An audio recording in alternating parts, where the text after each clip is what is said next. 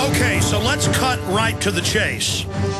George W. Bush tried 4 times to legalize at least 30 million illegal aliens in this country. They lied and said it was 14 million.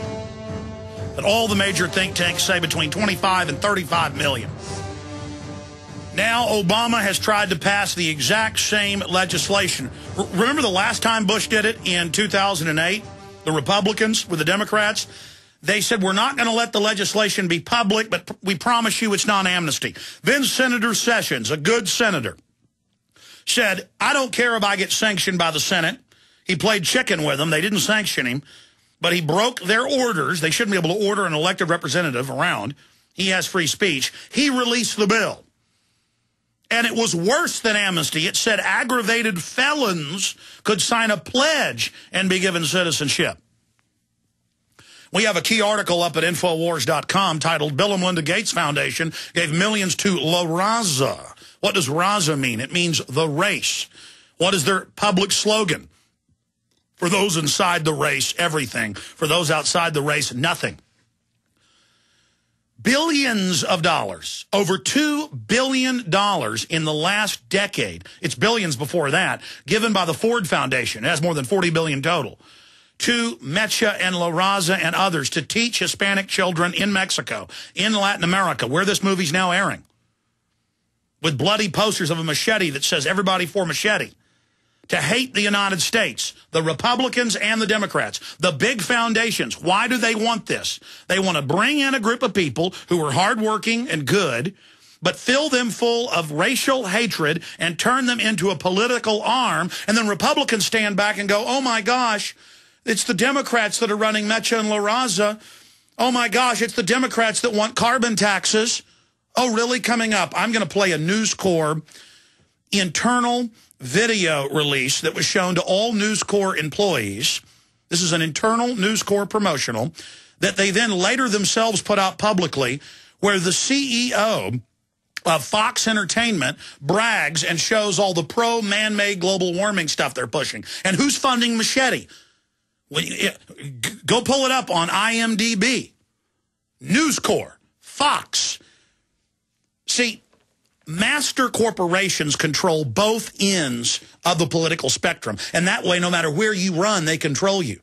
You think they want Caucasians and Hispanics, who, by the way, are European, do you think they want us getting along? Do you think they want Hispanics coming here and becoming pro-George Washington, pro-Second Amendment, pro-free market? No. They force feed them in the colleges and the public schools, La Reconquista. And then the state of Texas funds up to 18% of the funding of this movie, Machete, with your taxpayer money, when it shows Texas politicians as murdering, drug-dealing criminals, murdering pregnant Hispanic women. I mean, this is incredible. When the state of Texas denies funding to films like Waco, because they said it put Texas in a bad light. Last year, they denied and said, don't make your film in our state. You won't get tax incentives. So they went to Louisiana. And Rick Perry's office 3 months ago, we called him. No, actually, they contacted us. His press secretary contacted us and said, Mr. Jones, we're not funding that film. We'd already called their office, and they said, yes, we are funding it. Then we found the video clip of Rick Perry saying, Robert Rodriguez and his film Machete is the model of the Texas Film Commission. He is the model. See, Rick Perry's all hat and no cattle, and I'm not saying vote for white, folks. He's just as bad or worse. The point is, let me read to you from Glenn Beck's new book, Glenn Beck, The Overton Window. 15 years ago on air, I read this quote. I've read this quote every month on air for my 15 years on air. It's in a 900-page book called Tragedy and Hope. He was allowed into the CIA State Department archives in 1962 to 1967. He published the book a year later, Tragedy and Hope. And Glenn Beck quotes it right here in his faction book. He calls it Fiction That's Fact. This is Carol-Quigley, Bill Clinton's mentor. The argument that the two parties should represent opposed ideas and policies is a foolish idea. Instead, the two parties should be almost identical so that the American people can throw the rascals out in any election without leading to any profound or extensive shifts in policy. Then it should be possible to replace it every 4 years if necessary by the other party, which will be none other of the things, but still pursue. Again, then it should be possible to replace it every 4 years if necessary by the other party, which will be none of these things, but will still pursue with new vigor approximately the same basic policies. Tragedy and hope. 1968. This was commissioned. 1,000 copies were commissioned by the CIA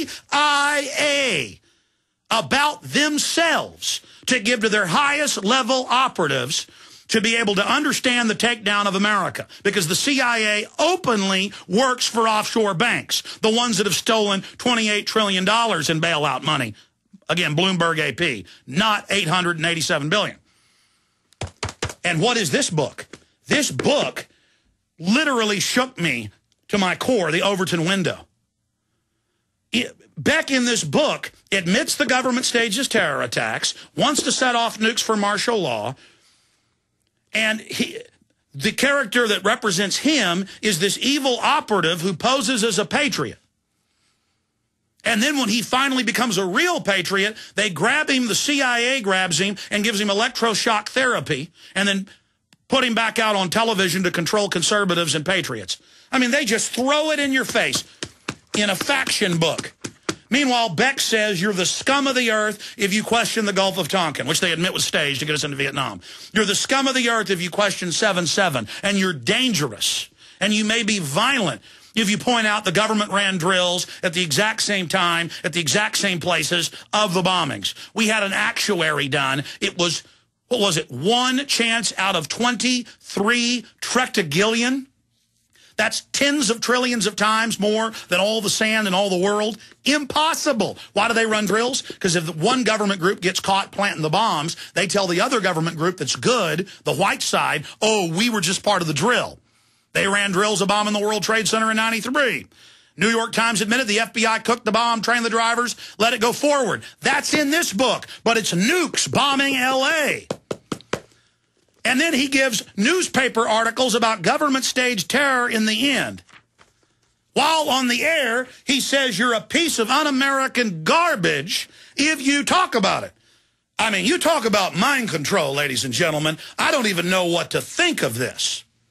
You think I'm happy to get up on the air and talk about government-sponsored terror? 10 years ago, I was offered Glenn Beck's job before Glenn Beck existed. He's only been a Patriot radio host for 8 years. I was told, you'll be the next Rush Limbaugh. You'll be on national television. You're more powerful than Limbaugh. People say, well, why don't you say who told you that? When people say in confidence, you agree, you don't violate that confidence.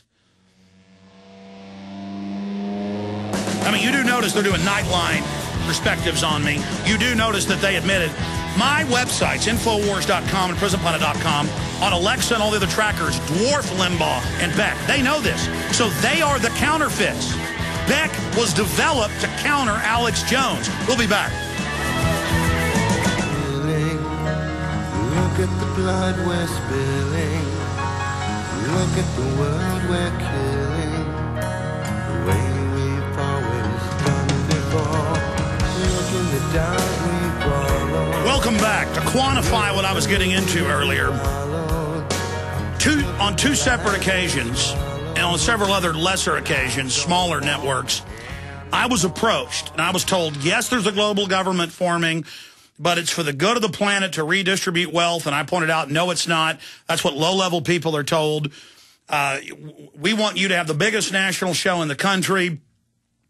Again, I was approached by the #1 and #2 consecutive largest syndicators at the time. And they said, look, you come out of the radio, you grab people, you have an intellect, you've studied history. We've done focus groups on you. You will be the next Rush Limbaugh.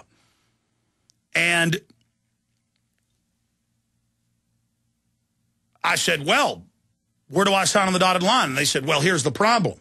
No more black helicopters, no more private Federal Reserve, no more world government. We want you to be a conservative, libertarian host, a little more cutting edge than Rush Limbaugh, but there will be editorial control. You will cover what we say. And I said, no, thank you. And at the time, it was 10, 15 times what I was making money-wise. The next offer was probably 30 times. I don't remember all the exact ratios. The point is, it was a lot of money, a lot of power, the book deals, everything. And, of course, they probably had 15, 20 people they were looking at developing. You know, they tell all those beautiful young women out west or in Connecticut or wherever, come out to California and you'll be a movie star. And 5 years later, they're a crack-addicted, you know, porn star. So they had a lot of people they were out there farming and looking for to be Glenn Beck, somebody they could control. So you got News Corp, I'm going to play this clip coming up, admitting that they promote the global warming fraud. They've got O'Reilly doing it. They've got the big globalist Newt Gingrich promoting global warming taxes. They've got Pat Robertson out promoting it. Now that it's imploded, thanks to the information being leaked internally, how it was a fraud, and this show and others, and Ron Paul and the Climate Depot and many others, it's in a lot of trouble now. And Al Gore's been discredited. But just a year ago, you saw a neoconservative push along with Barack H. Obama to give you the global tax. And only a few of the Fox hosts were even allowed to talk about it, but most of them were pushing it like it was real. But what did Glenn Beck write just a week and a half ago? Glenn Beck, key Obama ally, works with Socialists for Global Tax. Well, why doesn't, and this is from glenn-beck.com, why doesn't Glenn talk about Rupert Murdoch?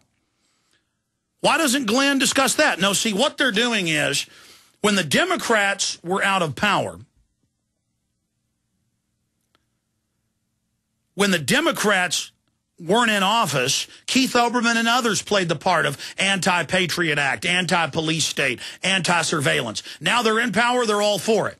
Now Republicans are out of power. Oh, they're against the tyranny. They're against the corruption. They're against all the problems. Oh, when law enforcement last year sent this radio show, we broke it, the MIAC report and Homeland Security reports, the media picked up on it and said Obama had issued that. Well, yes, Obama had reissued it. Turned out a year before, George W. Bush had issued those reports saying that Homeland Security was really for conservatives, gun owners, libertarians. And we've gotten similar reports during those years, but it never made national news because, oh no, the neocon TV and radio, they didn't want to talk about Bush and the people that controlled him setting up Homeland Security for the American people. Remember, it was the Republicans that were for the banker bailouts along with the Democrats. It was Bill Clinton, with the help of Republican votes in 1990s, who got rid of the Glass-Steagall Act in 1999. And it was the same Bush advisors that went into the Obama administration. So all that's happening is the Republicans are playing the part of the anti-establishment right now. And I do agree with Republicans' views and their state platforms, like the state of Texas, and I tend to side with them more. The grassroots are great people. But the leadership is in bed with the very same people. And that's the issue that you have to understand. I mean, how can Glenn Beck write a book he calls Faction, fiction that's fact, say this book is real at the beginning, and at the end have a 30-something page glossary? Give me a document cam shot for prisonplanet.tv viewers. He has a big, lengthy thing of news articles and quotes by Edward Bernays, Carol-Quigley. He's got all the articles about drills on 7/7 with the London bombings at the exact same time, exact same place, eugenics, how they want to sterilize you, one-child policies. It's all there. It's all there, but it's a fiction book. And then I've got clips of him saying, there's no one I hate more than 9/11 victims' families. They're a bunch of scum because a bunch of them think we've been lied to about 9/11. Well, we know. The commission said the official story's a lie.